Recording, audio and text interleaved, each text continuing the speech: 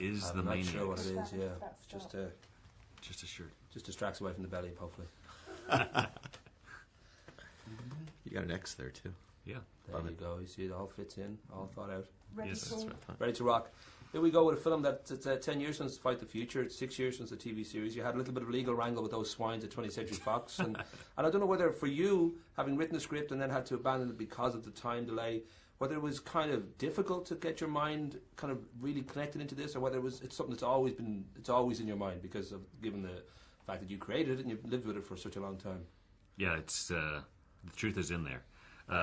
It was it was a little bit of getting back up on the horse, but no, the X-Files is near and dear to me and to us, and so when we were asked to come back and do this movie, we jumped at the chance and dove right in, I have to say. Well, the fact that the budget here is 29 million, and I know Fight the Future was 66 million, gave you, I'm thinking from Fox's point of view, maybe a different sort of set of expectation, or whether they just thought, well, we don't need pyrotechnics, we really need you to kind of keep this down. Was that a liberation? Was it frustrating to know that, well, okay, we've got to deal with a different kind of budget and therefore maybe a different kind of story?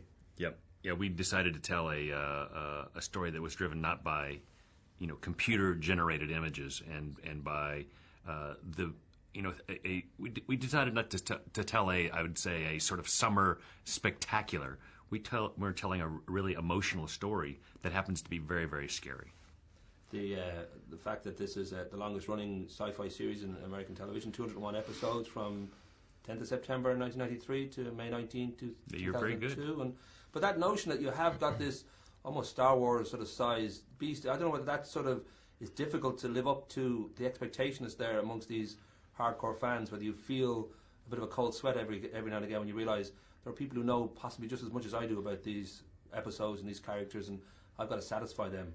I think the challenge is, as you say, that people know the show so well, and everybody's expecting this movie to be something different, and it can only be one thing. And what it is not quite like anything we've ever done before.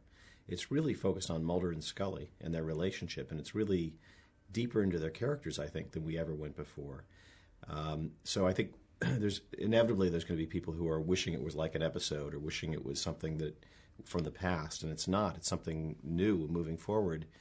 And most of the fans, though, and I go online a lot, so I read all of it, the good, the bad, the ugly, and most of the fans are very appreciative and just so happy to be back with these characters again.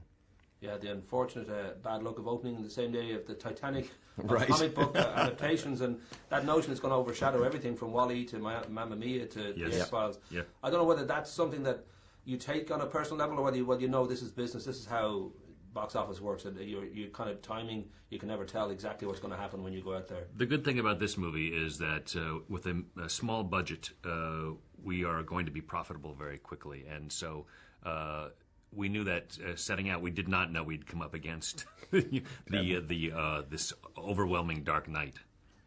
Well, I wonder too now, I know that 2012 in the storyline itself has a very sort of significant, so that obviously that's something you're aiming towards yourselves, that this will be for the fans of the series and for the kind of for the characters themselves. I mean, is that a plot that, or a script that you've already pretty much written in your heads or written down, or do you kind of wait and see?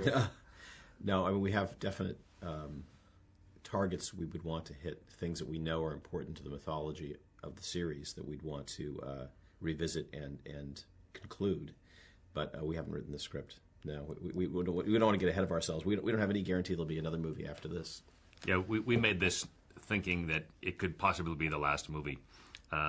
We don't know its success or its fortunes, and that we're hopeful that we'll do well, but there are never any guarantees. I know the beautiful Gillian said that for her, she thought coming back to play Dana would be pretty much like getting back up on a bike and riding again, but it turned out to be a unicycle, and it was just a little bit more difficult. And, right. And Dave kind of felt a little bit the same way, that it was kind of relearning what he'd probably unlearned through doing other stuff. I don't know for you guys whether there's any of that, whether you kind of have to get your mind back into it, like revisit some of the old episodes, or I don't know whether it's just all there in you that you don't really need to refresh your memory. Yeah, you do something for so long, and we worked on it for so hard that it was ingrained, I think, to a large extent. That's not to say that writing that first scene with Mulder and Scully wasn't one of the hardest things that I have to say I've ever done, because you had to imagine what had happened to these characters in those 6 years and what they'd say to each other. What are the first words out of their mouth? that was for me. That was the hardest part, was putting those first words onto the page. The interesting thing was just that it wasn't hard to reconnect with the characters or imagine where they'd be in their lives, and both of us kind of agreed very quickly on what that would be. But it's not the same. It's not the way it was 6 years ago, and that was the interesting thing. It made it new for us, but we also realized, this is a big risk. This is really kind of a brave thing to do, because it's not the crutch that you've been leaning on for many years. It's a new thing, but it was the honest thing. It was really the only way to be true to these characters, was to embrace change.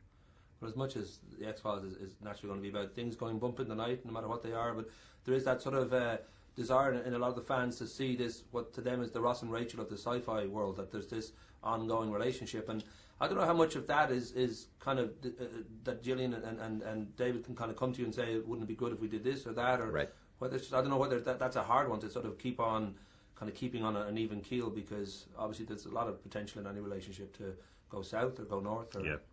Well, we have ideas about the relationship and about always about where it should go, and this is a case where we actually got to take it in someplace that we've never taken it before.